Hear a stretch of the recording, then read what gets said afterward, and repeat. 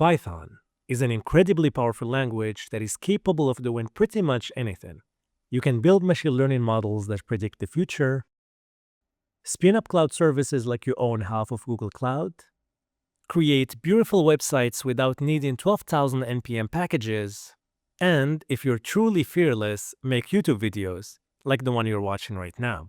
But many developers bring habits from other languages they already know, and in Python, those habits can make your code a slow, messy, unmaintainable disaster. Today, we're looking at 5 Python habits you should stop using right now.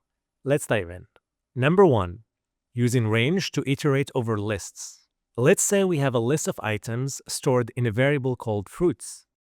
A straightforward but unPythonic way to loop through this list is the following code. This code gets the length of the list, creates a range of indices from 0 up to that length, and loops through each index one by one.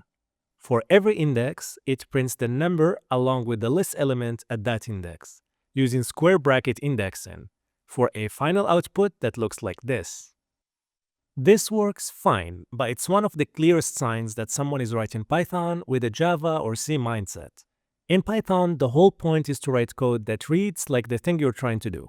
And if what you're trying to do is loop through the items, then just loop through the items. This code is cleaner and much more readable, and will print each fruit in the list one by one. If you need access to the index too, Python gives you enumerate, a built-in function that hands you both the index and the item at that index during iteration. And you can use it like so to print the index-item pairs. And this idea gets even more important when you move from lists to dictionaries. Number 2. Using keys to iterate over dictionaries. Let's say now you have a dictionary that maps the name of a fruit to its emoji. A lot of beginners try to force index-based thinking onto dictionaries and use code like this. Similar to the list example we saw before, this code loops through each key in the dictionary, accesses its associated item in the dictionary using square bracket indexing, and prints each key item pair. A glaring problem with this small piece of code is that the dictionary variable name appears in 2 different places. If, for example, you ever want to rename this variable, you need to remember to update all the places where it appears, or you risk introducing a very subtle bug to your code. This goes against the spirit of simplicity of Python. A much cleaner and more Pythonic approach is to write code like this. This code uses the items method to get both the key and the value at the same time during iteration. This code prints each key and its associated value just like the previous one, but in a way that is far easier to read and less error-prone. Number 3. List and dict comprehensions. Let's say you've got a list of numbers and you want to create a new list of their squares. A lot of people will write code like this. Start with an empty list, loop over the numbers, compute their squares, and append the results one by one. Python gives you a much more expressive, readable tool for this kind of tasks, list comprehensions, which look like this. This code reads like English. Create a list of squares of each number in my list, and it does the same exact thing as the code above. Furthermore, Python also supports dict comprehensions and set comprehensions. Number 4. String manipulation.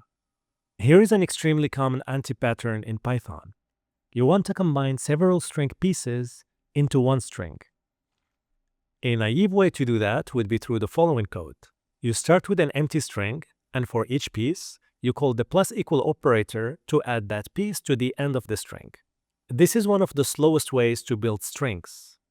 Every time you do result plus equal piece, Python creates an entirely new string in memory, copies the old content over, then appends the new piece. In Python, there is no need to do all of that. Python already has a tool built exactly for this job, the join method, which you can use like so. This code also reads better. It just says join all the pieces into one string. The empty string at the beginning is the string used to separate the pieces. You can easily change it to a space, a comma, or any other separator of your choosing. Number 5. F-strings. Alright, last one, and this is a massive upgrade in readability. Let's talk about formatted strings or F-strings. Imagine you want to build a sentence, based on the value of a few variables.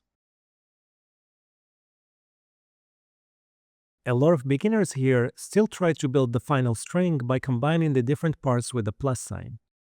And sure, this works, but it's messy. Every time you switch between literal text and variables, you're juggling plus signs and managing spaces. It's error-prone, noisy, and it completely breaks the natural flow of reading the code. This can be somewhat improved by using the built-in string method format, which is better, but still not ideal.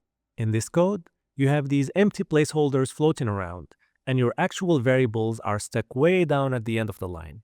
You can even label the placeholders, which helps a bit. But we're still writing the sentence in one place and defining the variables somewhere else. It's like reading a book with all the definitions in the footnotes. Here is the good news. In recent versions of Python, there is a much better solution to this problem. By putting an f at the beginning of your string, you're signaling to Python that this is a formatted string, and you can directly reference any variable in scope inside the string itself, and you don't need to call the format method any longer.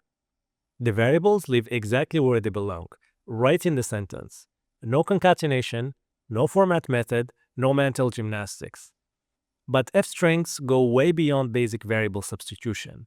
They have some incredibly powerful features that make your life so much easier. We will have a video in the future just about f-strings. Hope you enjoyed this video. If you like this kind of content, please like and subscribe. It helps the channel tremendously. Thank you very much for watching and see you next time.